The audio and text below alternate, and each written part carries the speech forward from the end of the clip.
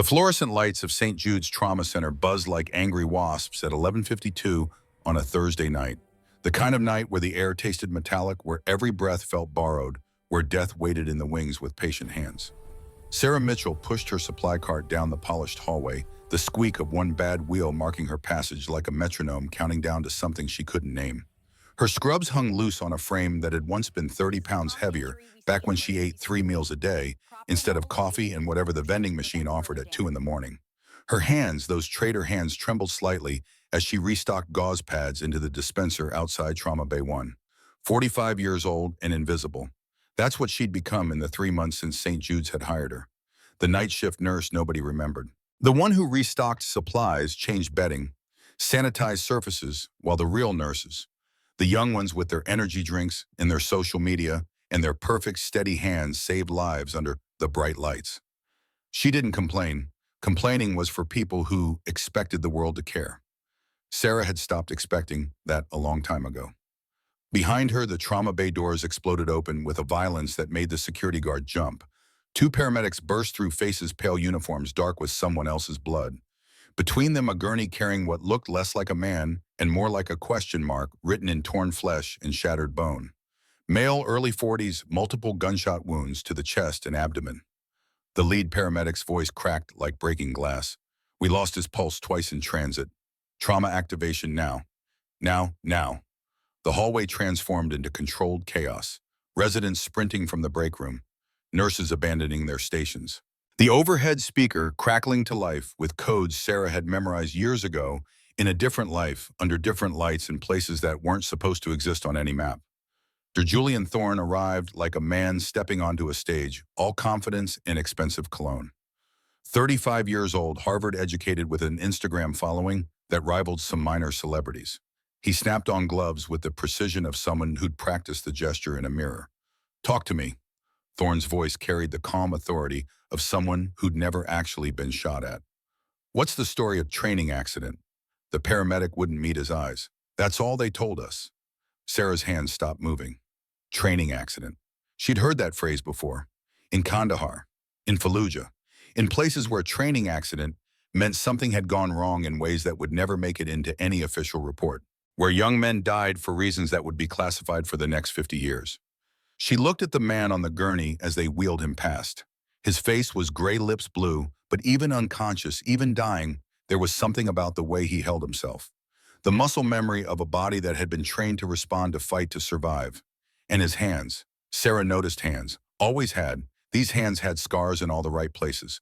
Rope burns on the palms, calluses from holding a rifle in a proper grip for hours at a time. The kind of hands that belonged to someone who understood that violence wasn't a movie, it was a craft. She should know. Her own hands started shaking harder. Sarah gripped the cart handle and forced herself to breathe. In through the nose, out through the mouth.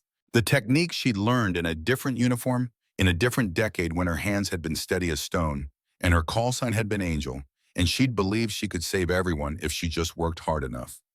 That was before the IED, before the medical discharge, before the quiet apartment with the daughter away at college, and the nights that stretched too long, and the tremor that never quite went away. "Clear the bay," Thorne's voice cut through her thoughts. "I want 4 units of O-negative stat. Get me a central line kit and someone find me a goddamn ultrasound. Move, people, move." Sarah moved, not toward the bay, but toward the shadows. Back to her cart, back to her supplies, back to being invisible. That was the deal she'd made with herself 3 years ago, when the VA had finally signed off on her discharge papers. No more heroics, no more missions, no more being the person everyone counted on when everything went to hell. She'd been that person for 20 years. It had cost her everything. Inside the trauma bay, machine screamed, the high-pitched wail of a monitor detecting what human ears couldn't admit. Flatline, the universal sound of failure. "He's crashing." A young resident's voice climbed toward panic. "Dr. Thorne, he's coding." "Start compressions. Someone bag him." "Where's my central line?" Sarah's feet stopped moving. She stood in the hallway, her cart beside her, and listened to the sound of a man dying. Listened to the chaos of people who meant well but didn't understand. Who'd been trained in simulation labs and quiet classrooms, but had never felt the weight of a life slipping away under their hands while mortars fell and bullets cracked overhead. They were doing the compressions wrong. She could hear it in the rhythm. Too fast, too shallow, bouncing instead of compressing. Circulating nothing. Her hands gripped the cart handle until her knuckles went white. Not your problem, she told herself. Not your patient. Not your responsibility. But her feet were already moving. Sarah abandoned the cart and walked toward the trauma bay. Not running, never running, because running meant panic and panic meant mistakes. She walked with the measured pace of someone who'd done this so many times that muscle memory took over when conscious thought failed. Through the glass partition, she could see everything. The patient on the table chest, exposed skin the color of old concrete. Dr. Thorne at the head, fumbling with an intubation kit, sweat beading on his forehead. The young resident doing compressions that wouldn't save a drowning goldfish. Nurses scattering like frightened birds, grabbing equipment, dropping equipment, asking questions nobody was answering. Sarah pushed through the door. The sound hit her first. The alarms, the shouting, the mechanical hiss of the ventilator someone had set up wrong. Then the smell. Blood and antiseptic and the sharp copper tang of adrenaline sweat. She moved to the table. "Excuse me?" Her voice was quiet, almost gentle. "You're doing the compressions wrong." The resident looked up confused. "Who the hell are—" "Step aside." Sarah's voice didn't get louder, it just changed. Dropped an octave, lost the gentleness, became the voice of someone who expected to be obeyed because disobedience meant people died. The resident stepped aside. Sarah placed her hands on the patient's chest, felt for the landmarks. Xiphoid process sternum, the proper placement that she could find blindfolded in a sandstorm while incoming fire turned the world into a percussion of death. She compressed. Deep. Controlled. 100 beats per minute. The proper rhythm. The one that actually circulated blood instead of just making people feel like they were doing something useful. "What is happening right now, doctor?" Thorne looked up from his intubation attempt, his face a mixture of confusion and outrage. "Who authorized—" "Shut up and intubate him." Sarah didn't look away from her work. "You're wasting time." The room went silent. In 15 years of practicing medicine at St. Jude's, nobody had ever told Dr. Julian Thorne to shut up. Not the nurses, not the residents, certainly not a supply clerk in oversized scrubs who looked like someone's grandmother. Thorne's face went red. "Security. Look at the monitor." Sarah's voice was still calm, still that strange command voice that didn't belong in a civilian hospital. "His blood pressure is rising. My compressions are working. Yours weren't. So you can either throw me out and watch him die, or you can do your job and intubate." Thorne looked at the monitor. The blood pressure, which had been a flat line, showed a weak but rising curve. 60/40. Not good. Not even close to good. But alive. He grabbed the laryngoscope. Sarah compressed 30 times, then stopped for 2 breaths from the bag valve mask a nurse held ready, then 30 more compressions. The rhythm never varied. Her hands never shook. Not now, not when it mattered. "I've got the tube." Thorne's voice was tight, inflating the cuff. Someone confirmed placement. A nurse listened with a stethoscope. "Bilateral breath sounds. Good placement." Sarah kept compressing. Something was wrong. She could feel it. The chest felt wrong under her hands, too much resistance on the left side. And the blood pressure, even with proper compressions, wasn't rising fast enough. She stopped, looked at the patient's chest. There, on the left side, the slight bulge, the trachea deviating to the right. "He's got a tension pneumothorax." Sarah's voice cut through the noise. "Left side, you need to needle decompress him now." Dr. Thorne stared at her. "How could you possibly—" "Second intercostal space mid-clavicular line. Get me a 14-gauge angiocath and get it now." A nurse, the older one, who'd been working trauma for 30 years and knew when to listen, slapped the needle into Sarah's palm. Sarah found the landmark, the space between the second and third ribs just below the collarbone. She could do this blind, had done it blind in the dark with nothing but a headlamp and the sound of someone dying, and the knowledge that if she missed, if her hands shook, if she hesitated for even a second, another name would get added to the list of people she couldn't save. She pushed the needle through skin, through muscle, through the intercostal space. There was resistance. Then a pop. Then a hiss. Air rushing out of the pleural space where it had been building pressure, collapsing the lung, pushing the heart to the side, killing the patient one squeezed beat at a time. The hiss went on for 5 seconds. Then 10. The monitor changed. Blood pressure climbing. 70/40. 80/50. Oxygen saturation rising from the low 80s into the 90s. The patient gasped. A real breath. His first in minutes. Sarah pulled the needle secured it, stepped back. Her hands were shaking again. She stripped off the gloves she'd pulled on without thinking and dropped them in the bin. Her scrub top was dark with sweat. Her heart hammered against her ribs like something trying to escape. "Who are you?" Derthorn's voice was barely a whisper. Sarah didn't answer. She walked toward the door, her limp more pronounced now, the old injury in her hip flaring with the adrenaline crash that always followed. The pain that reminded her why she'd left, why she couldn't do this anymore, why being invisible was safer than being needed. Behind her, the patient's vital signs continued to stabilize. Behind her, a room full of medical professionals stared at the night shift supply clerk who'd just done what none of them had been trained to do. Behind her, Dr. Tior. Thorne looked at his hands, at his expensive education, at his Instagram followers, and realized that none of it meant anything when someone was actually dying. Sarah pushed through the door and back into the hallway. The supply cart was where she'd left it, one wheel still squeaking, gauze pads still needing to be restocked. She gripped the handle and started pushing. "Hey." The voice made her stop. She turned. The patient on the gurney, the one who'd been dead 3 minutes ago, had his eyes open. Just barely. Just enough to see her through the glass. He was looking at her.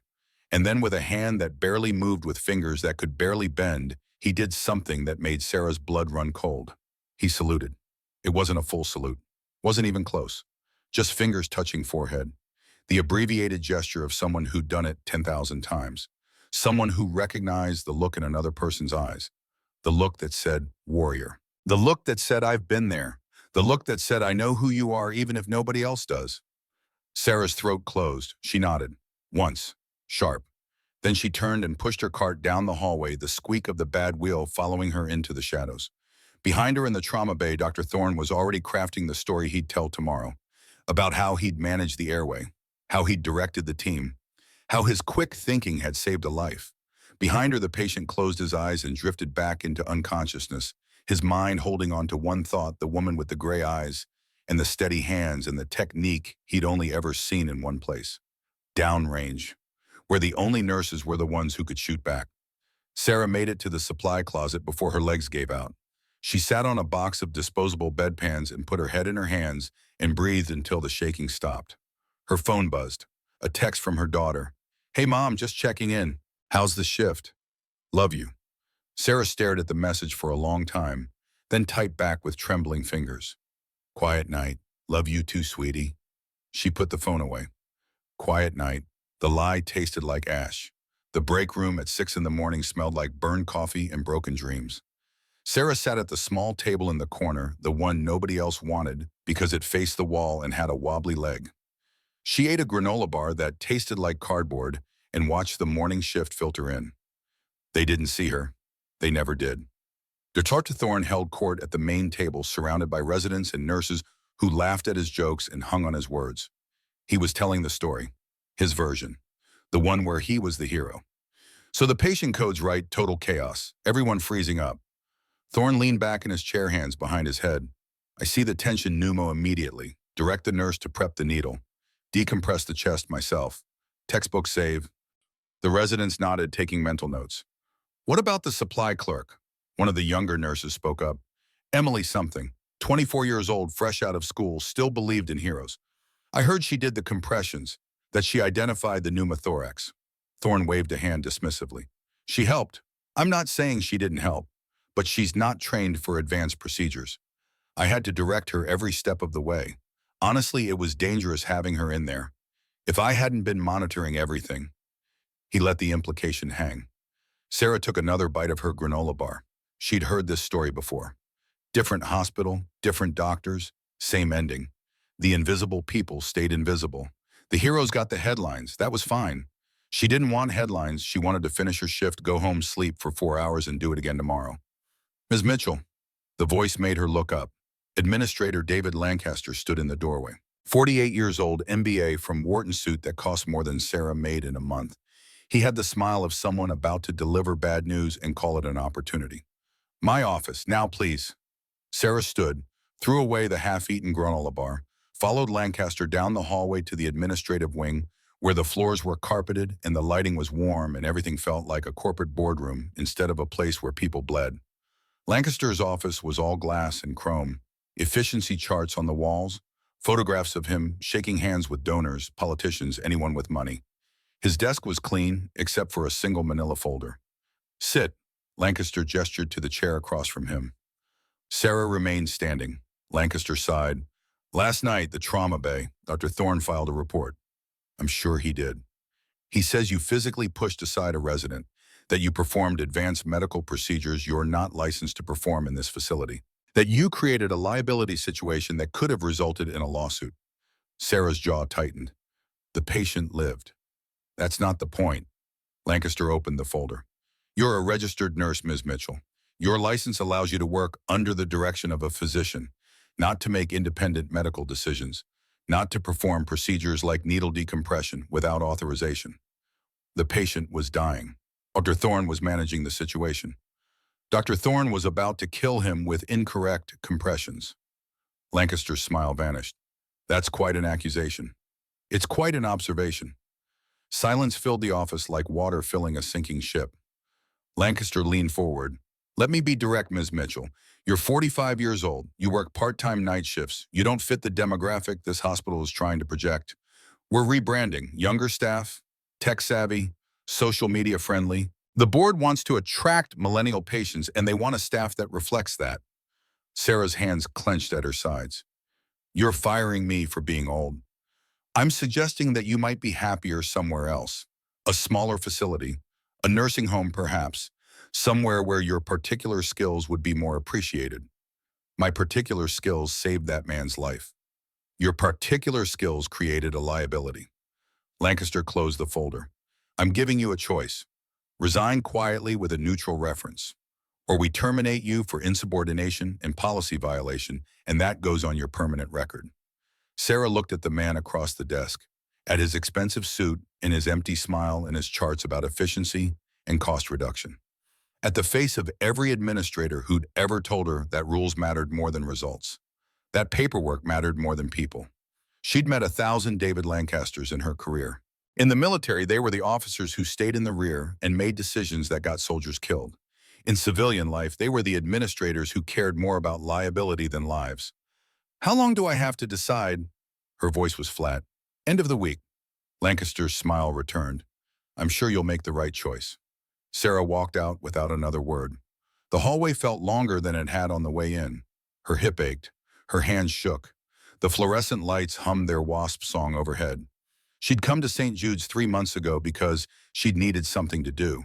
Because retirement at 42 had felt like death. Because sitting in her apartment with nothing but memories and regret was slowly killing her in ways that bullets and IEDs never had. Now she was being pushed out again. Too old, too much liability, too different. The story of her life. Sarah made it to the parking lot before the tears came. She sat in her 12-year-old Honda Civic and cried silent tears that she wiped away with the back of her hand. The kind of crying that didn't make noise because she'd learned a long time ago that tears were a luxury you couldn't afford when someone might hear. Her phone buzzed. Unknown number. She almost didn't answer, but old habits died hard, and in her old life, unknown numbers had meant mission updates, emergency calls, things that mattered. She answered, Mitchell. Is this Lieutenant Sarah Mitchell, formerly of the 24th Special Tactics Squadron? The voice was official, military, the kind of voice that didn't waste time on small talk. Sarah's spine straightened without conscious thought. I'm retired, sir. This is Colonel Michael Hayes, Joint Special Operations Command. The man you saved last night is Commander Marcus Hayes, my brother, and I need to speak with you about something that can't wait. Sarah closed her eyes. Of course it couldn't wait. It never could. I'm listening, she said, and just like that, retirement was over. The VA hospital parking lot at 9 in the morning looked like a graveyard for American dreams. Cracked asphalt, faded parking lines, a building that had seen better decades.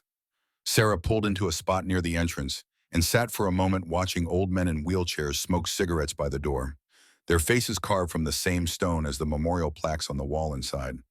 She'd been coming here on weekends for the past year. Volunteer work, helping with intake running groups for vets with PTSD, teaching basic medical skills to younger guys just back from deployment. It was the only place where her hands stopped shaking, the only place where nobody asked questions about who she used to be, because they already knew. You couldn't fake it here, couldn't pretend. The old vets had a sixth sense for bullshit, could smell a poser from across the room. But when Sarah walked through those doors, they nodded, called her by her call sign, the one that had followed her through 3 deployments and 400 saves. Angel. She hated that name now, hated what it represented, hated the weight of expectation that came with it. But she wore it anyway because that's what you did. You carried the weight until it buried you. Sarah grabbed her bag and headed inside. The building smelled like industrial cleaner, an old coffee, and something else she could never quite name. History, maybe, or ghosts. The walls were covered with photographs. Vietnam, Desert Storm, Iraq, Afghanistan. Faces frozen in time, some of them still alive, most of them not. She signed in at the front desk. The receptionist, a woman named Carol who'd been working here since Carter was president, looked up with tired eyes. "Morning, Sarah. Jack's been asking about you." "Jack's always asking about something," Carol smiled. "He's in the training room. Got a new batch of medics he's terrorizing." Sarah walked down the familiar hallway, past the clinic rooms, past the group therapy offices, past the memorial wall with its endless list of names. She didn't look at the names anymore. Looking meant remembering, and remembering meant feeling, and feeling was a luxury she'd given up the day her convoy hit that IED outside Kandahar. The training room was at the end of the hall. Through the small window in the door, she could see Jack Morrison holding court in front of 6 young corpsmen, all of them in their early 20s, all of them hanging on his every word. Jack was 65 years old and looked like someone had carved him from oak and forgotten to sand down the rough edges. Gray hair in a military high and tight, face weathered by decades of sun and wind and things that left marks you couldn't see.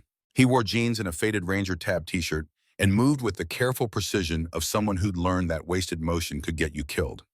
Sarah had met Jack 18 months ago at a veterans support group she'd been forced to attend as part of her medical discharge. She'd sat in the back arms, crossed, determined not to speak. Jack had sat next to her and said exactly 6 words the entire hour. "Coffee after, my treat, don't argue." They'd been having coffee every weekend since. He was the closest thing she had to a father figure, which was funny because her actual father had died when she was 12, and she'd spent the next 30 years proving she didn't need anyone to fill that role. But Jack had a way of seeing through the walls she'd built, of knowing when to push and when to shut up and sit beside her in comfortable silence. Sarah pushed open the door. 6 pairs of eyes turned toward her. Jack didn't turn. He was in the middle of demonstrating a pressure dressing on a training dummy, his hands steady and sure. And if you're working in a vehicle and you don't have proper supplies, you use what you've got. T-shirt, belt, duct tape if that's all there is. The equipment doesn't save lives. You save lives. The equipment just makes it easier. Jack finished the dressing, then looked up. "Angel, about time." The young medic's eyes widened. They'd heard stories. In the military medical community, everyone had heard stories about Angel, the only woman to complete the pararescue pipeline. 400 combat saves. 3 Bronze Stars and a Silver Star she'd never bothered to pick up from the awards office because she'd been deployed again before the ceremony. Sarah ignored their stares. "You wanted to see me? Class dismissed." Jack pointed to the door. "Read chapters 7 and 8. Quiz on Monday. If you fail, you run the obstacle course in full gear." The medics filed out, stealing glances at Sarah as they went. She heard whispered questions as the door closed behind them. "Is that really her? I heard she carried a guy 8 miles through enemy territory. I heard she talked a pilot through an emergency tracheotomy over the radio while under fire." The stories got bigger every year. The truth was impressive enough. She didn't need the embellishment. Jack waited until the door clicked shut. Then he looked at her with those sharp eyes that missed nothing. "You look like hell." "Good morning to you too. When's the last time you slept?" "I sleep. Nightmares don't count." Jack crossed his arms. "What happened?" Sarah sat on one of the training tables. Her hip throbbed. 3 years since the injury, and it still hurt when the weather changed, when she was tired, when she moved wrong.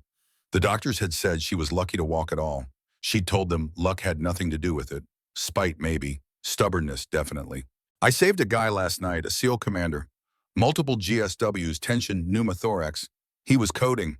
And let me guess, you stepped in, fixed the problem, made the ER doctors look incompetent." "I made them look exactly as competent as they were."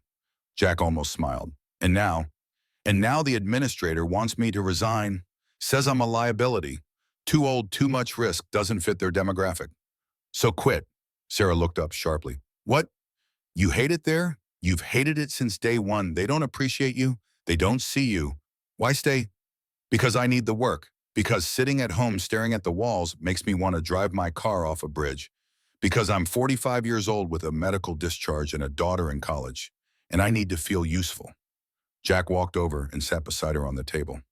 For a long moment, he said nothing. Just sat there in that comfortable silence he was so good at. Then he spoke, his voice quiet. You know what your problem is? I have several. You'll need to be more specific. You're still trying to prove you belong. Still trying to earn respect from people who are never going to give it. You spent 20 years being the best at what you do, and you're still acting like you need permission to exist. Sarah's jaw tightened. That's not... I trained, you remember, back when you were this scared 23-year-old who showed up to selection with something to prove. You were the first woman in that pipeline, and you knew every man there was waiting for you to fail. So you worked twice as hard, never complained, never asked for help, just kept your head down and did the work until even the biggest assholes had to admit you belonged. I remember. And now you're doing the same thing, taking shit from some hospital administrator who wouldn't last 5 minutes doing what you do, accepting insults from doctors who panic the second something goes off script, acting like you're lucky to have the job when they should be begging you to stay. Sarah looked at her hands, at the scars on her knuckles, at the slight tremor she could never quite hide. My hands shake, Jack. I'm not who I was. No, you're better because you've seen what happens when the system fails, when training isn't enough, when the person in charge freezes and people die because of it. Jack stood up. You want to know what I think? Do I have a choice? I think that SEAL commander last night recognized something in you, something that administrator and those ER doctors will never see. And I think there's a reason Colonel Hayes called you this morning. Sarah's head snapped up. How did you? Because I got a call too, from an old friend at JSOC who wanted to know if I thought Lieutenant Sarah Mitchell was still operational. Jack's eyes were steady. They need you, Angel, not the broken down version you've convinced yourself you are, the real version, the one who never left Rangers behind. Sarah's phone buzzed in her pocket. She pulled it out. Another text from Colonel Hayes. Commander Hayes is awake, asking for you specifically. Safe house location attached. Come alone, tell no one. Below the message was an address. An abandoned wing of this very VA hospital, the part they'd closed down 3 years ago when funding dried up. Sarah stood. Her hip protested. She ignored it. Jack, I know, you're retired. You have a daughter. You've done your time. Jack walked to the equipment lockers and pulled out a tactical medical bag. The good kind, stocked with supplies that weren't in any civilian hospital. But you're going anyway, because that's who you are. That's who you've always been. He held out the bag. Sarah took it. One condition, Jack said. You don't do this alone. You need backup, you call me. You need someone who understands, you call me. You need someone to tell you you're not crazy for walking back into this, you call me. Sarah's throat tightened. I'm not pulling you into something dangerous. Too late. I've been in dangerous since 1968. At this point, it's comfortable. Jack's expression softened just slightly. Besides, someone needs to make sure you don't do anything stupid. Might as well be me. Sarah wanted to argue, wanted to tell him this wasn't his fight, that she could handle it alone. But the truth was she was tired of handling everything alone. Tired of pretending she didn't need backup. Tired of the wait. Okay, she said quietly. Jack nodded. Good. Now go see what the SEAL commander wants. I'll be here. An angel. He waited until she looked at him. Stop apologizing for being good at what you do. Stop making yourself small so other people feel big. You earned your place 20 years ago. Act like it. Sarah left the training room with the medical bag slung over her shoulder and Jack's words echoing in her head. The hallway felt different now. Brighter, maybe. Or maybe she was just seeing it differently. The abandoned wing was accessed through a service door near the loading dock. Sarah keyed in the code Colonel Hayes had sent, and the lock clicked open. The door swung inward with a groan that echoed down the empty corridor beyond. The lights were off, but emergency lighting along the floor cast everything in a dim red glow. The air smelled stale, like a place that had been closed too long. Dust motes danced in the thin beams of light that leaked through boarded windows. Sarah's hand instinctively went to her hip where she used to carry a sidearm. Found nothing. She hadn't carried a weapon in 3 years. Probably should have thought of that before walking into an abandoned building to meet someone she didn't know about a situation she didn't understand. Old habits died hard, but apparently common sense died harder. She moved down the corridor, her footsteps silent on the linoleum floor. Years of tactical movement training meant she knew how to walk without making noise, how to clear corners, how to read a space for threats. The skills came back like muscle memory, like her body remembered even if her mind wanted to forget. At the end of the corridor, light spilled from an open doorway. Sarah approached back to the wall medical bag, ready to use as an improvised weapon if needed. Then she heard a voice from inside the room. "You can come in, Lieutenant. If I wanted you dead, you wouldn't have made it past the first door." Sarah stepped into the doorway. The room had been set up as a makeshift medical suite. Hospital bed monitors on knife voice stands. Commander Marcus Hayes lay in the bed, his chest wrapped in fresh bandages, his face still pale, but no longer the gray color of death. Two men stood guard by the far wall. Not regular military, private contractors maybe, or JSOC operators in civilian clothes. Hayes watched her with eyes that had seen too much and remembered everything. "Lieutenant Mitchell, thank you for coming." "I'm not a lieutenant anymore. Haven't been for 3 years. Once a PJ, always a PJ." Hayes gestured to the chair beside his bed. "Sit, please. Standing makes me nervous, and I'm not supposed to be nervous. Doctor's orders." Sarah sat, keeping the medical bag in her lap. "Your brother said you needed to speak with me. I needed to thank you for last night, for Kandahar, for every time in between." Hayes shifted in the bed, wincing. "You saved my life twice. Most people don't get a second chance. I'm on number 3. What happened last night wasn't a training accident." "No, it wasn't." Hayes looked at the two men by the wall, then back to Sarah. "What I'm about to tell you is classified. Telling you puts you at risk. But you deserve to know because someone already tried to kill me once in that hospital. They'll try again." Sarah's hands tightened on the medical bag. "I'm listening." Hayes took a careful breath. 3 weeks ago, my team was tasked with a routine training exercise in the mountains outside Fort Bragg. Simple navigation course. No live fire, no enemy force, just basic skills maintenance. Except someone changed the coordinates, sent us into an area that hadn't been cleared for training, an area where certain people were conducting the certain operations that weren't supposed to be happening on U.S. soil. You walked into something you weren't supposed to see. We walked into a meeting. Defense contractors, Pentagon officials, people in suits with briefcases full of documents. When they saw us, they opened fire. Killed 3 of my men, wounded 4 others. I only made it out because I had evidence of what they were doing. Hayes reached under his pillow and pulled out a small USB drive. $2 billion in fraudulent defense contracts, ghost shipments, fake equipment orders, money being funneled to offshore accounts. It goes all the way up. Congress, Pentagon brass, contractors with more power than most elected officials. Sarah stared at the small drive. Such a tiny thing to be worth killing for. And they want that drive. They want me dead. The drive is secondary. As long as I'm alive to testify, the evidence holds up in court. If I die, it's just data that could be faked, could be fabricated, could be anything. Where's the rest of your team? Scattered, in hiding, safe houses across 3 states. We don't know who we can trust. Command structure is compromised. Chain of evidence is compromised. We're on our own until the FBI finishes building their case, and that could take months. Sarah processed this, processed the implications, processed what it meant that Hayes had asked for her specifically. Why am I here? Because someone got into my hospital room last night. Someone with medical access. Someone who knew exactly which medications to use, exactly how to make it look like natural complications from my injuries. They put a syringe of succinylcholine in my IV port. If the nurse hadn't found it during rounds, I'd be dead. The words settled in Sarah's chest like ice. You think there's someone inside the hospital? I think there's someone everywhere, in the hospital, in the command structure, in the FBI office handling our case. I think this thing is bigger than anyone realizes, and I think the only people I can trust are the ones who've been where I've been, who understand what it means when the mission goes sideways and the people in charge leave you to die. Hayes met her eyes. I trust you because you carried me 3 clicks through enemy fire when my entire team was pinned down. Because you didn't leave me when leaving would have been easier. Because your call sign is Angel, and everyone knows that angels don't abandon their wounded. Sarah's hands started shaking again. The tremor she couldn't control, couldn't hide. I'm not that person anymore. I'm broken. Medical discharge, PTSD. I can barely make it through a night shift without falling apart. Good, Hayes said, because I need someone who knows what broken feels like. Someone who understands that the system is flawed. Someone who won't trust the official channels because they've seen what happens when the official channels fail. One of the men by the wall stepped forward.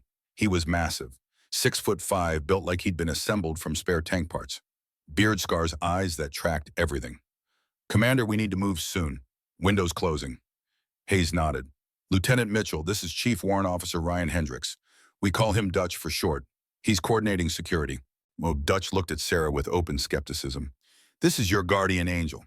No offense, ma'am, but you look like you're about to collapse."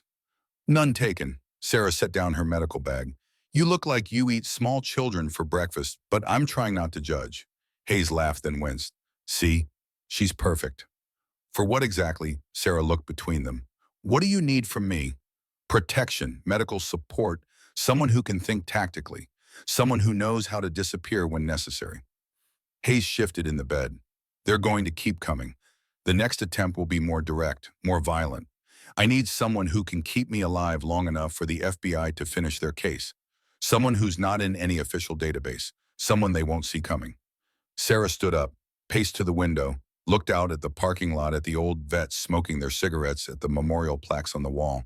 She thought about her daughter, about the quiet life she'd tried to build, about the promise she'd made to herself 3 years ago that she was done being a soldier.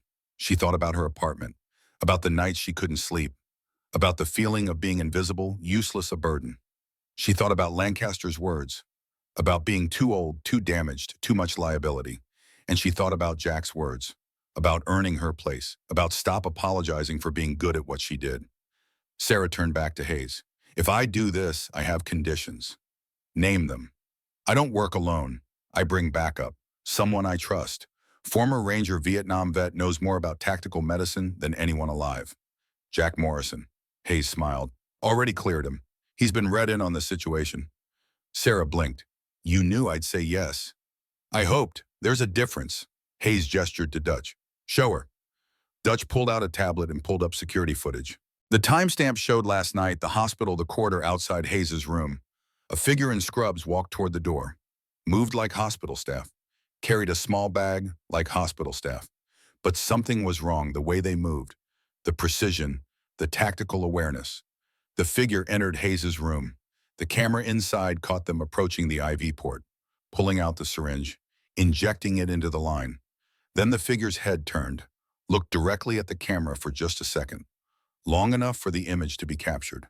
Sarah's blood went cold. The face was familiar. Not someone she knew personally, but someone she recognized. The bone structure, the build, the way they carried themselves. Military, special operations, someone with training. "We ran facial recognition," Dutch said. "Came back classified.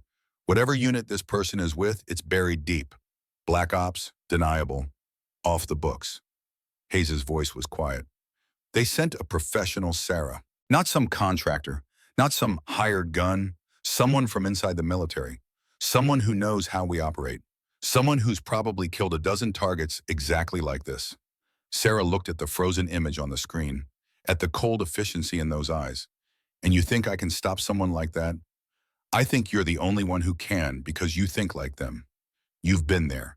You know how they'll move, how they'll plan, how they'll adapt when things go wrong." Hayes's expression was steady. "I'm not asking you to be a superhero. I'm asking you to be what you've always been. A guardian.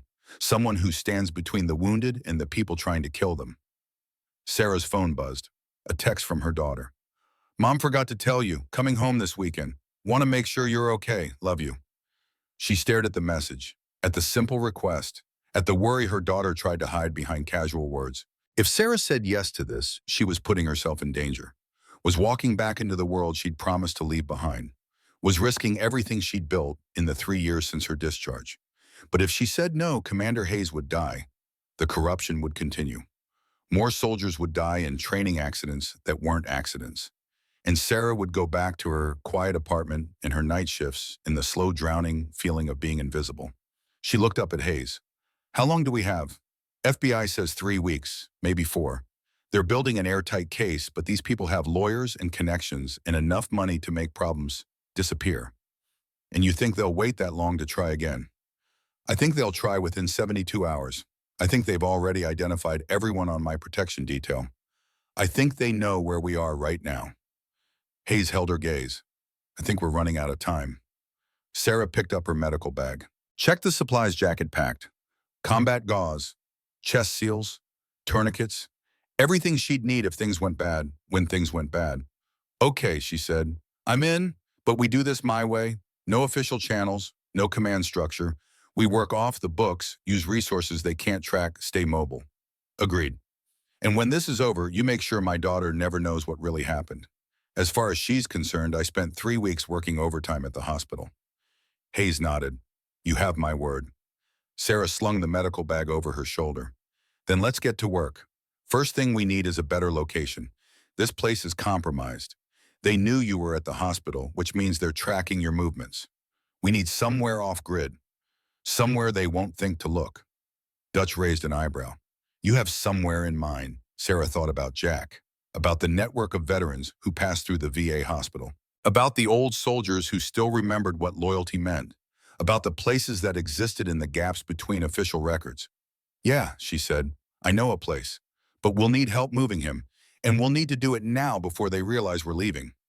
She pulled out her phone and dialed Jack. He answered on the first ring. Angel, I need the last guard, all of them. Tell them it's a mission. Tell them one of our own needs extraction. Tell them we move in 30 minutes. There was a pause. Then Jack's voice came back steady and certain. On it. I'll have them ready. Sarah hung up and looked at Hayes. You asked for a guardian. You're getting 7. The safe house Jack had arranged turned out to be a farmhouse, 40 minutes outside the city, owned by a widow whose husband had served 3 tours in Vietnam and died of Agent Orange complications 15 years after coming home. She'd turned the property into an unofficial sanctuary for veterans who needed a place to disappear for a while. No questions asked, no records kept, just a place where soldiers could breathe without looking over their shoulders. Sarah helped Dutch and the other security operators get Hayes settled in the main bedroom on the first floor. The room had good sight lines, one entrance windows that had been reinforced with security film.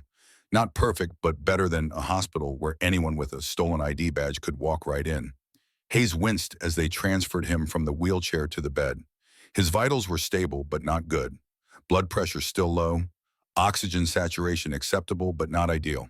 The chest tube was draining properly, but infection was a constant risk. He needed to be in a real hospital with real equipment and real doctors. Instead, he had Sarah a bag full of supplies and a house full of old soldiers. How's the pain? Sarah checked his IV line, adjusted the drip rate. Manageable. Hayes' jaw was tight. He was lying. The pain wasn't manageable. It was probably screaming through every nerve. But admitting weakness wasn't something men like Hayes knew how to do. Sarah had known 100 Marcus Hayes in her career, had treated them, had saved them, had watched them tough through injuries that would have put normal people into shock. Stubbornness was its own kind of medicine. I'm giving you more morphine, she said. Can't afford to be fuzzy. Need to stay alert. You can't afford to have your blood pressure spike from pain and blow out your stitches. You'll stay alert enough. Sarah didn't wait for permission. She adjusted the medication, watched his face relax slightly as the drug hit his system. Dutch appeared in the doorway. Perimeter secure.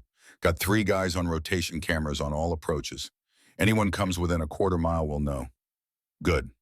Sarah finished her assessment. He needs rest. No visitors except medical checks. I'll be here every 4 hours to monitor vitals and change dressings. Where will you be the rest of the time? Figuring out how to keep him alive for 3 weeks. Sarah left Hayes to sleep and found Jack in the kitchen. He was making coffee in a percolator that looked older than most of the people in the house. The rich smell filled the room, cutting through the underlying scent of dust and old wood. Jack poured 2 cups without asking and slid one across the table to her. How is he alive for now? Sarah wrapped her hands around the cup, letting the heat seep into her palms. The next 48 hours are critical. If infection sets in, if his lung collapses again, if any of a dozen complications develop, we won't be able to save him here. Then we keep him stable. With what I've got a field med kit and whatever supplies I can steal from the VA without anyone noticing. No CT scanner, no OR, no blood bank. We're flying blind. Jack sipped his coffee. You've done more with less. Kandahar, that village outside Mosul. The extraction in the mountains where half your equipment was blown up in the initial attack. That was different. I was different. You were younger. Doesn't mean you were better. Sarah looked at her hands. The tremor was there, faint but constant. My hands shake, Jack. What happens when I need to place a chest tube and my hands won't stay steady? Then you take a breath, you remember your training, you remember that you've done this 1,000 times, and your body knows what to do, even when your brain is screaming that you can't. Jack set down his cup. The tremor isn't weakness, it's evidence. Evidence that you survived something that should have killed you. Evidence that you're still here when a lot of people aren't. Sarah's throat tightened. She didn't cry. Hadn't cried in front of anyone except her daughter in 3 years. But the weight of it all pressed down. The responsibility, the fear, the knowledge that if she failed, Hayes would die, and she'd add one more name to the list of people she couldn't save. "I'm scared," she said quietly. "Good. Means you understand the stakes." Jack leaned back in his chair. "You want to hear something funny? When I first met you 18 months ago at that support group, I thought you were the most arrogant person I'd ever seen. Sitting there with your arms crossed, refusing to talk, acting like you didn't need anyone. I was having a bad day. You were terrified, and you were hiding it behind walls so thick nobody could get through." Jack's expression softened. "Took me 3 months to realize you weren't arrogant. You were drowning, and you were so used to being the one who saved everyone else that you'd forgotten how to ask for help." Sarah stared into her coffee. "Where are you going with this?" "I'm going to the part where you stop trying to do this alone. You've got me. You've got the last guard. You've got an entire network of people who would walk through fire for you because you walk through fire for them." Jack tapped the table. "Hayes isn't your burden to carry alone. This mission isn't your burden. Stop acting like it is." Before Sarah could respond, her phone buzzed. A text from an unknown number. "We know where you are. We know who's with you. Give us Hayes and the evidence, and everyone else walks away. You have 12 hours to decide." Sarah's blood went cold. She showed Jack the phone. His jaw tightened. "They found us faster than expected." "How?" "We were careful. No digital trail, no official channels." "Doesn't matter how. Matters what we do now." Jack stood. "I'll get the others. We need to relocate." "No." Sarah set down her phone. "We can't keep running. Hayes is too unstable to move. Another transport could kill him. We need to make a stand here. Against professional killers with unlimited resources. That's suicide, bitchy. It's tactical necessity. We choose the ground. We prepare defenses. We use the fact that we know they're coming." Sarah's mind was already working through scenarios, through angles of attack, through how to turn a farmhouse into a fortress. "How many people can you get here in the next 2 hours?" Jack looked at her for a long moment. Then something shifted in his expression. Recognition, maybe, or respect. The look of someone seeing a soldier emerge from behind civilian clothes. "The last guard, 7 of us total, including me. All combat vets, all still capable, all willing." Was it 60 to 73? Sarah nodded. "Good. Experience beats youth. What's our weapons situation?" 4 hunting rifles, 3 handguns. Dutch and his boys have whatever they brought. That's it. This isn't an armory. Then we improvise. This is a farm. Propane tanks, fertilizer, farming equipment. Anything can be a weapon if you're creative enough. Sarah pulled out her phone and started making a list. "We'll need to fortify entry points, create kill zones, set up observation posts, house the sight lines around the property. Open fields on 3 sides. Woods on the 4th, long driveway, easy to monitor." Woods are a problem. That's how I'd approach if I were them. Cover and concealment close enough to use suppressed weapons. Sarah stood. "We need to make the woods unusable. Trip wires, noisemakers, something that forces them into the open." Jack was already moving toward the door. "I'll get the others. We'll have 2 hours to prep." "Jack," Sarah's voice stopped him. "If this goes bad, if they break through, you get Hayes out. You leave me behind if you have to." "Not happening. I'm serious. The mission is Hayes, not me, not anyone else. He dies, the evidence means nothing." Jack turned back and his eyes were hard. "I've been on missions before where we had to leave people behind. Had to make the call between saving one and losing everyone. You know what haunted me for the next 40 years? Not the ones we lost in combat, the ones we left because the mission said we had to." He stepped closer. "So no, if it goes bad, we all get out or none of us do. That's the rule. That's always been the rule. Rangers don't leave Rangers behind, and I don't give a damn what the mission parameters say." Sarah wanted to argue, wanted to tell him that her life wasn't worth risking others for, but she saw the steel in his expression and knew that arguing would be pointless. "Okay," she said finally. "No one gets left behind." Jack nodded. "Now let's make sure it doesn't come to that." The last guard arrived in 2 vehicles 20 minutes later. They parked in the barn out of sight from the road. Sarah watched from the kitchen window as they climbed out. 7 people ages written in gray hair and old scars in the careful way they moved. But their eyes were clear, their hands were steady, and every single one of them moved with the quiet confidence of people who'd already survived their share of impossible situations. Jack made introductions in the farmhouse living room. Sarah recognized some of them from the VA hospital. Others were new faces, but all of them had the look. The veteran look. The one that said they'd seen things civilians never would and carried weights civilians never could. "This is Mike Torres, Force Recon, 2 tours Vietnam." A Hispanic man, 68, with hands like weathered leather and a scar running down his neck. He nodded at Sarah. "Tommy Chen, Army Ranger Gulf War." 62, Asian American, built compact and solid like a fire plug.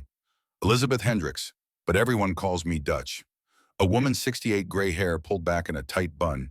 She'd been an Army nurse in Vietnam. Jack had told Sarah stories. Dutch had run a field hospital through the Tet Offensive, operating under fire, saving lives while mortars fell around her. "Different Dutch from the security coordinator," she added with a slight smile. "I'm the original." Sarah looked at Dutch and felt something click into place.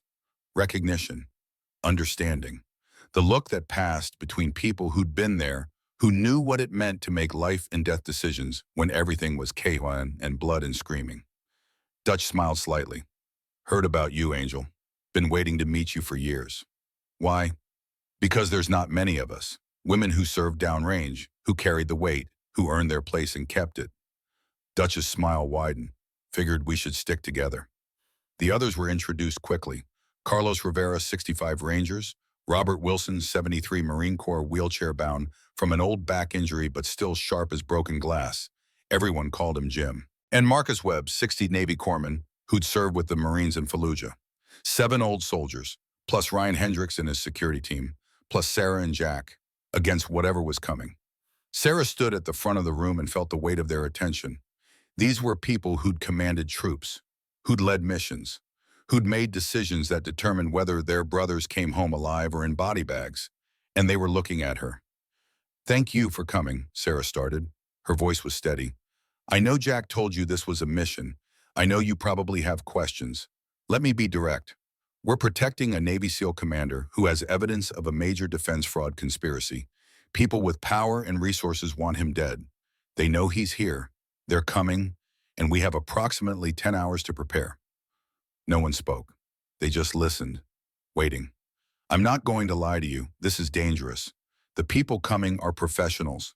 Black ops probably. Well-trained, well-equipped, and willing to kill anyone who gets in their way. If you want to leave, if you want to walk away, no one will judge you. You've already served. You've already earned your peace." Mike Torres spoke up. "How many are coming?" "Unknown. Best guess is 6 to 12. Rules of engagement. This is U.S. soil. We can't fire first. But once they breach the property line with hostile intent, it's self-defense. We protect the house. We protect Hayes. We hold until FBI arrives or the threat is neutralized." Tommy Chen leaned forward. "What's our weapons situation?" "Limited, hunting rifles, handguns, whatever improvised weapons we can create. No grenades, no automatic weapons, no backup." Jim Wilson's voice was dry. "So basically Vietnam all over again. Outgunned, outnumbered, and expected to win anyway." Several of the others smiled grimly. "Something like that," Sarah said. "But we have advantages. We know the terrain. We choose the defensive positions. We've got more combined combat experience in this room than most active duty companies. And we're not fighting for politics or money. We're fighting for one of our own." She paused.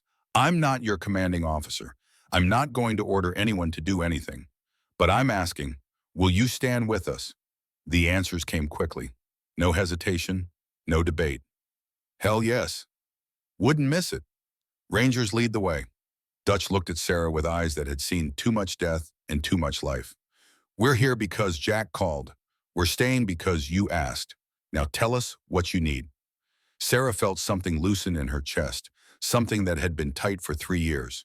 The weight didn't disappear, but it shifted, distributed across more shoulders, shared.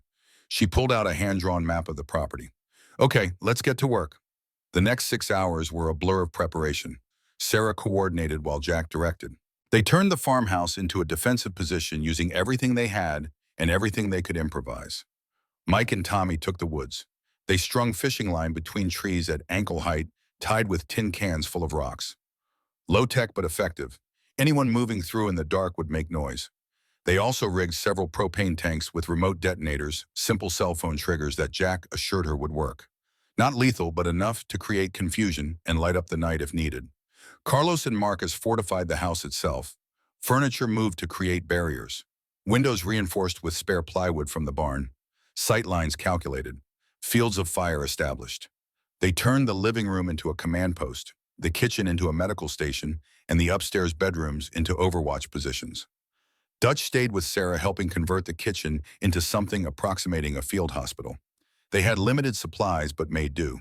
5 stands from bent coat hangers, instrument trays from cookie sheets, sterilization using the oven, and basic bleach solution. Not exactly Johns Hopkins, Dutch observed, organizing supplies. I've worked in worse. Sarah checked her inventory for the 3rd time.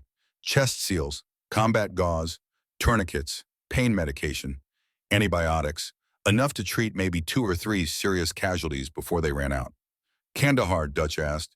How did you know? But Jack told me about you. Not details, just enough to understand. Dutch's hands moved efficiently, muscle memory from decades of practice. I ran a field hospital during TET, 68. We were overrun twice. Kept operating while VC were in the compound. I know what it's like to work when everything's falling apart. Sarah looked at the older woman, at the gray hair and the weathered face and the hands that still moved with absolute certainty. Does it ever get easier, the weight of it? No, but you get stronger. Learn how to carry it better. Dutch paused. The ones who couldn't carry it, they didn't make it. The suicides, the drugs, the slow death of giving up. But you're still here, still fighting. That means you're stronger than you think. I don't feel strong. I feel like I'm barely holding it together. That's because you're still fighting. Giving up is easy, looks peaceful from the outside, but you chose the hard path. Chose to keep getting up every morning, even when it hurts. Chose to keep being useful even when people tell you you're done. Dutch met her eyes. That's not weakness. That's the strongest thing a person can do. Before Sarah could respond, Jack appeared in the doorway. They're early, got movement on the north side coming through the woods, multiple contacts. Sarah's training kicked in immediately. Fear transformed into focus, anxiety into action. How many? At least 8, maybe more. Professional formation, night vision, suppressed weapons. Time until they're in range. 10 minutes, maybe less. Sarah looked at Dutch. Get Hayes ready to move. If they breach the house, we evac out the back. There's a root cellar behind the barn. He can hide there while we draw them off. Dutch nodded and moved quickly toward Hayes's room. Sarah grabbed her medical bag and followed Jack to the living room.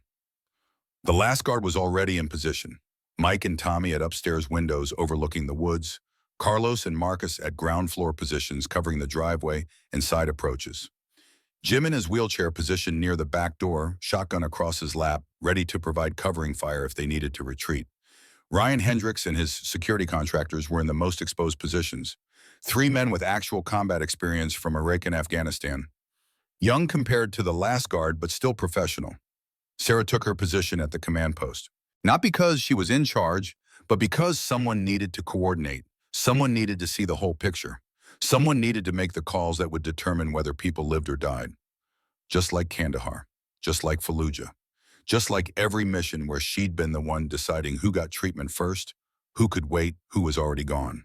Her hands started shaking. Sarah closed her eyes, took a breath. Remembered Jack's words. The tremor wasn't weakness, it was evidence. Evidence that she'd survived. She opened her eyes. Her hands were steady. All positions, radio check, she said into the handheld Jack had given her. One by one they reported in.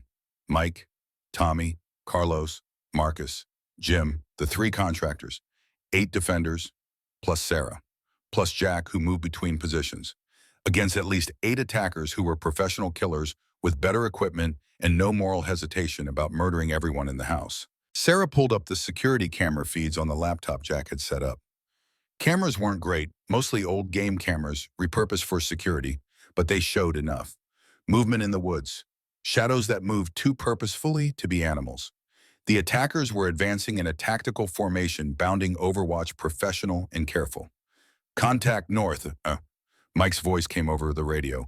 8 tangos, moving through the woods. They're about to hit our trip lines. Sarah watched the screen, watched the shadows advance, watched them reach the fishing line. The tin cans rattled. Not loud, but enough. The shadows stopped, regrouped, more cautious now. Then one of them pulled out a radio and spoke into it. Sarah's blood went cold. They've got backup. More than 8. Jack, how many more? Jack was at the window with binoculars. Got 2 vehicles on the road. Quarter-mile out. Looks like another 6 to 8 personnel. This isn't a raid. This is a full assault. 16 attackers, maybe more. Against 9 defenders, most of them over 60 years old. Sarah's mind raced through scenarios, through options, through the mathematics of impossible odds. They couldn't win this. Not in a straight fight. The attackers had numbers, equipment, and youth on their side. The last guard had experience and defensive advantage, but that would only delay the inevitable. They needed help, needed backup, needed something to change the equation. Sarah grabbed her phone and dialed Colonel Hayes' number. It rang 4 times before he answered. Mitchell, we're under attack. Multiple hostiles. Need immediate FBI response. We can't hold them off alone. FBI is 40 minutes out. Can you last that long? Sarah looked at the security feeds, at the attackers regrouping, at the vehicles approaching, at the last guard in their positions, calm and ready, but outnumbered 2 to 1. We'll find out, she said. She hung up. 40 minutes. 2,400 seconds. Every one of them would count. All positions, Sarah said into the radio. FBI is inbound, 40 minutes. We hold until then. Conserve ammunition. Choose your shots. Make them count. Mike's voice came back. Understood. We're Rangers. We've held worse positions. The attackers moved forward again. Slower now, more cautious. They'd learned the property was defended. Learned there were traps. Now they'd probe, test the defenses, look for weaknesses. Sarah watched them move, watched them communicate, watched them work with the coordination of people who trained together, who trusted each other, who knew their moms. Just like she'd known hers once upon a time. The tremor in her hands returned. She let it, accepted it, used the nervous energy to stay alert, to stay focused. Here they come, Tommy's voice. Permission to engage. Sarah looked at the screen. The attackers were 50 yards from the house, in range, moving with hostile intent, armed and dangerous. All positions, she said. Weapons free. Engage at will. Protect the house. Protect Hayes. No one gets through. The first shot cracked through the night. The muzzle flash lit up Mike Torres' position like a strobe light. One of the attackers dropped clean headshots, 60 years of muscle memory, making the impossible look routine. The others scattered, diving for cover, their professional formation breaking apart under fire from an enemy they hadn't expected to fight back this hard. Contact down. Mike's voice was calm. Reloading. Sarah watched the security feeds, her mind processing information faster than conscious thought could follow. The attackers were regrouping behind the tree line. Smart. Cautious. They'd underestimated the defense and paid for it. Now they'd adapt. They're flanking, she said into the radio. Tommy, watch your left side. Carlos, get ready for movement on the south wall. The night exploded into chaos. Suppressed weapons coughed from the darkness. Bullets chewed through the plywood reinforcements, punched holes in the walls, sent splinters flying. The old house groaned under the assault wood and glass, fragmenting, the smell of gunpowder mixing with dust and fear. Tommy Chen fired methodically from the upstairs window. One shot. Pause. Another shot. Each one deliberate, conserving ammunition, making every round count. Below him, Carlos and Marcus worked in tandem, covering each other's blind spots, moving with the practiced coordination of men who'd fought together before. They're probing for weak points, Jack said, appearing at Sarah's elbow. Blood ran down his arm from a shallow graze. He didn't seem to notice. Looking for a way in. Sarah's medical training screamed at her to treat the wound. Her tactical training told her there wasn't time. The root cellar, is it ready? Dutch has Hayes down there, sealed tight. They'd have to burn down the house to find him. An explosion rocked the east side of the property. Not the propane tanks. Something bigger. Professional grade. They brought explosives. Sarah grabbed the radio. All positions fall back to secondary defensive line. They're trying to breach. The last guard moved like they'd done this yesterday instead of 40 years ago. Mike and Tommy descended from their positions, covering each other. Carlos pulled Marcus back from the compromised south wall. Even Jim Wheelchair and all repositioned to cover the new angles of attack. Sarah saw movement on the security feed, 4 attackers advancing on the east side using the smoke from the explosion as cover. They moved with military precision, bounding Overwatch professional and deadly. She grabbed the hunting rifle Jack had left for her. Hadn't fired a weapon in 3 years. Her hands were shaking again. The old tremor mixed with adrenaline, making the rifle feel unstable in her grip. "Steady," Jack's voice beside him. Not a command, a reminder. Sarah took a breath, found the first attacker in her sights, squeezed the trigger. The rifle kicked. The attacker dropped. Her hand steadied. The battle raged for 20 minutes that felt like 20 hours. The last guard held every position, fell back when necessary, regrouped, and held again. They fought with the efficiency of age, the wisdom of experience, the ruthless economy of people who knew that wasted ammunition meant death. But the attackers kept coming. Sarah saw the moment the line would break, saw it in the way the attackers coordinated, the way they learned the defensive pattern, the way they concentrated fire on the weakest point in the house's defenses. The west wall, where Carlos was positioned alone, covering too much ground. "Carlos, fall back," Sarah ordered. "They're concentrating on your position." "Negative, I can hold." "That's not a request. Fall back now." The wall exploded inward. Again. Not an explosion. Battering ram. 3 attackers burst through the breach, weapons up, moving fast. Carlos fired twice. Dropped one. The second attacker shot him center mass. Carlos went down. Sarah was moving before conscious thought caught up. She grabbed her medical bag, sprinted toward the breach, her limp forgotten, her hands steady, her training taking over. She reached Carlos as the attackers advanced. He was alive. Vest had caught the round, but he was dazed, weapon fallen vulnerable. Sarah didn't hesitate. She grabbed Carlos's rifle, fired 3 rounds at the advancing attackers. Not aiming for kills, aiming for suppression, making them take cover, buying seconds. Jack appeared, dragging Carlos back. Mike materialized from the shadows, his rifle barking. The attackers retreated through the breach. But Sarah knew in her bones, in her training, in the cold mathematical certainty of tactical assessment, they couldn't hold much longer. Then headlights cut through the darkness. Multiple vehicles coming fast up the driveway. For a horrible second, Sarah thought it was reinforcements for the attackers. Thought this was the end. Thought about her daughter, about the life she'd tried to build, about all the people she'd saved, only to die here in a farmhouse in the middle of nowhere. Then she heard the sirens. FBI, federal agents poured from the vehicles as tactical gear, automatic weapons numbers, that turned the mathematics of the fight completely around. The attackers saw it too, saw that the mission had failed, saw that extraction was now the priority. They melted back into the darkness like they'd never been there. Except for one. Sarah saw him on the security feed, not retreating, advancing, moving with purpose toward the root cellar, toward Hayes. She grabbed her radio. "Dutch hostile incoming on your position. 1 Tango direct approach." No response. Sarah's blood went cold. She ran. Out the back door, across the yard, her hips screaming protest with every step. The root cellar doors were open. She descended into darkness, rifle up, medical bag forgotten. The cellar was lit by a single camping lantern. Dutch lay on the ground unconscious, but breathing, blood matting her gray hair. Hayes was on his cot, trying to sit up despite his injuries. And standing over him, weapon aimed at Hayes' head, was the man from the hospital security footage. He was younger than Sarah had expected. Maybe 35. Fit. Professional. The kind of operator who'd spent his whole adult life learning how to kill efficiently. He looked at Sarah without surprise. "The nurse, I wondered if I'd see you again." "Step away from him." Sarah's voice was steady. Her hands weren't shaking. "Can't do that. Mission's not complete." His weapon didn't waver from Hayes. "But I'll give you a choice. Walk away. No one knows you were here. You go back to your quiet life. Your daughter never knows her mother died in a farmhouse protecting a seal she barely knew." Sarah's rifle was pointed at him.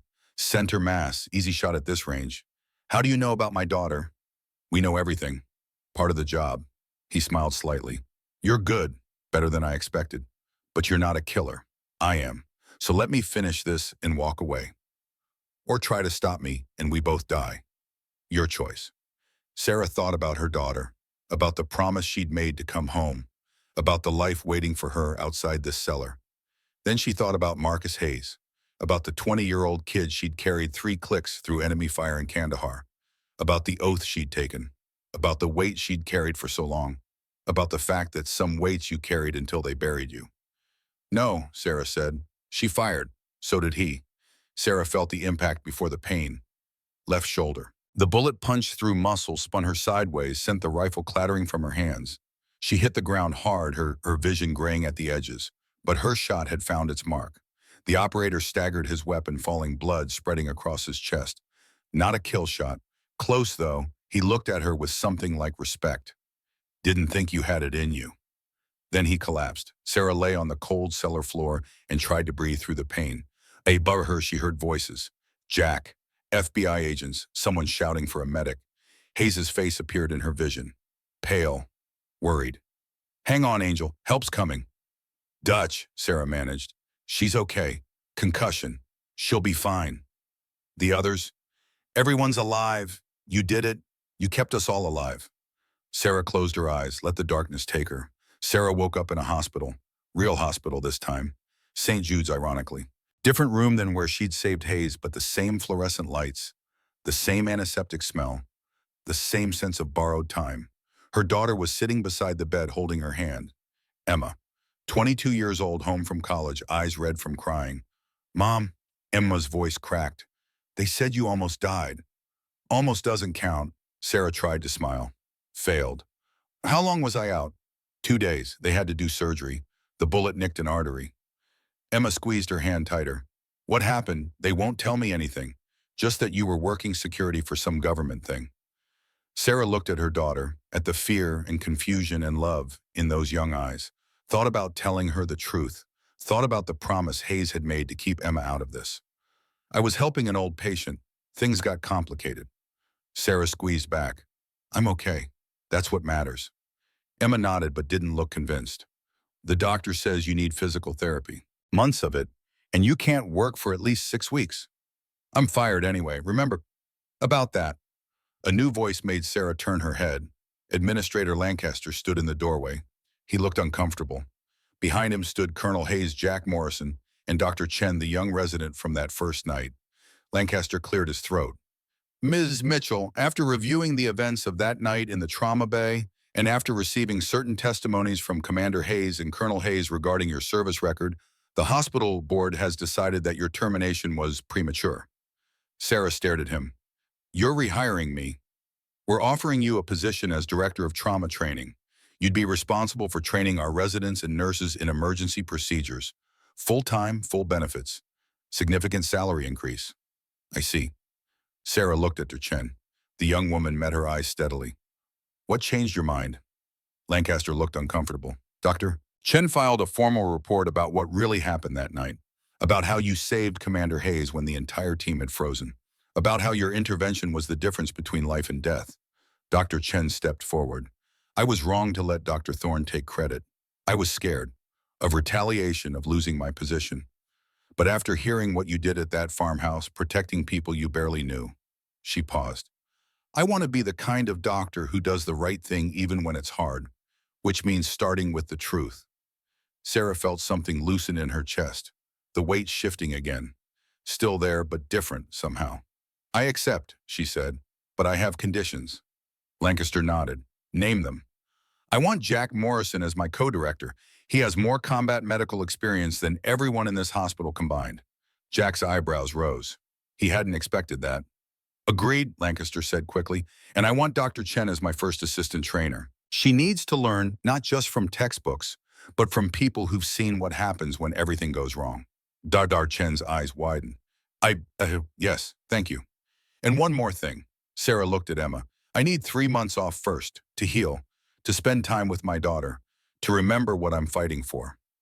Lancaster nodded. Take 4. The position will be waiting. He left. Colonel Hayes approached the bed. Commander Hayes wanted to be here, but he's still recovering. Asked me to give you this. He held out a small box. Sarah opened it. Inside was a metal, silver star, with her name engraved. From Kandahar, Hayes said. The one you never picked up. Figured it was time. Sarah looked at the metal, at the ribbon and the star, and the weight of recognition she'd never wanted. I don't need this, she said quietly. I know, but sometimes we need to accept what we've earned, even if we don't want it. Hayes met her eyes. You saved my brother 3 times. You saved 7 old veterans. You saved yourself. That's worth acknowledging. After they left, after Emma went to get coffee, Jack sat in the visitor's chair. Director of Trauma Training, he said, fancy title. You're coming with me. Can't do it without you. Wasn't planning to let you. Jack smiled slightly. The last guard wants to help too. They're calling it the Old Guard Training Initiative, teaching the next generation what the textbooks don't cover. Sarah closed her eyes, felt the pain in her shoulder, the exhaustion in her bones, the weight that never quite went away, but also felt something else. Purpose, connection, the sense that maybe, just maybe, she was exactly where she needed to be. Thank you, she said, for everything. Rangers don't leave Rangers behind, Jack said, even retired ones, especially retired ones. He left. Sarah lay in the hospital bed and listened to the machines beeping, the footsteps in the hallway, the sound of a hospital that was now home. Her phone buzzed, a text from Commander Hayes. Thank you doesn't cover it, but thank you anyway. You have my 6 for life. Hayes. Sarah smiled, typed back with her good hand. Once a PJ, always a PJ. Stay safe out there. She put the phone down, closed her eyes, and for the first time in 3 years, slept without nightmares. 8 weeks later, the new Combat Trauma Training Center at St. Jude's Hospital didn't look like much from the outside. Same building, same fluorescent lights, but inside everything had changed. The training room was full, 30 residents and nurses all listening intently as Sarah Mitchell stood at the front, her left arm still in a sling, but her voice strong and clear. Most of you will never see combat, she said, but someday you'll face a situation where everything goes wrong, where the patient is dying, where protocol doesn't work, where you have to make a choice, follow the rules and watch them die, or break the rules and maybe save them. She paused, looked at the faces watching her, young, eager, scared. I'm here to teach you how to make that choice and how to live with it after. Jack stood at the back of the room, arms crossed, watching Sarah teach. Dutch was there too, recovered from her concussion, ready to share stories from Vietnam. Mike, Tommy, Carlos, Marcus, and Jim had all signed up to mentor. The last guard teaching the next generation. Chen sat in the front row, taking notes, asking questions, learning. After class, Sarah walked through the hospital, past the trauma bay where she'd saved Hayes, past the supply closet where she'd hidden to cry, past Lancaster's office where she'd been told she was too old, too broken, too much liability. She reached the memorial wall in the main lobby. New plaques had been added, 7 names. The last guard members who'd stood with her that night. Not dead, just honored. Recognized for service that had never quite ended. And at the bottom, one more plaque. Small, simple.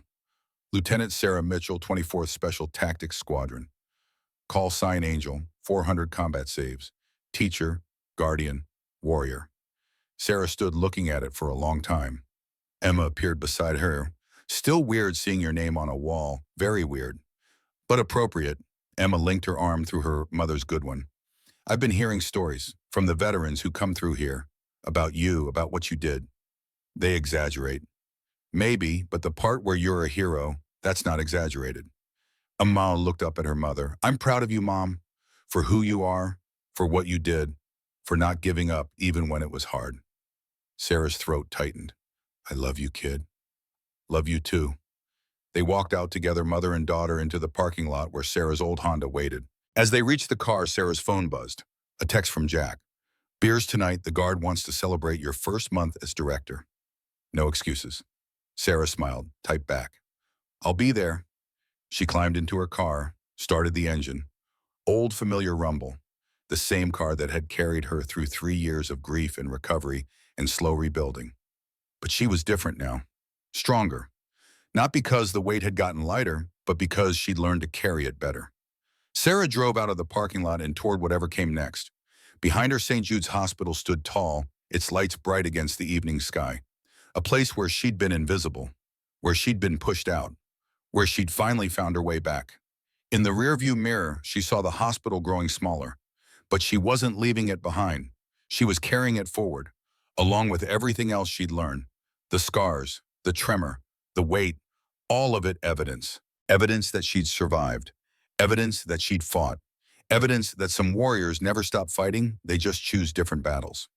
Sarah Mitchell drove into the sunset, heading toward a bar full of old soldiers who understood, who remembered, who knew that service never really ended. It just changed forms. And sometimes that was enough.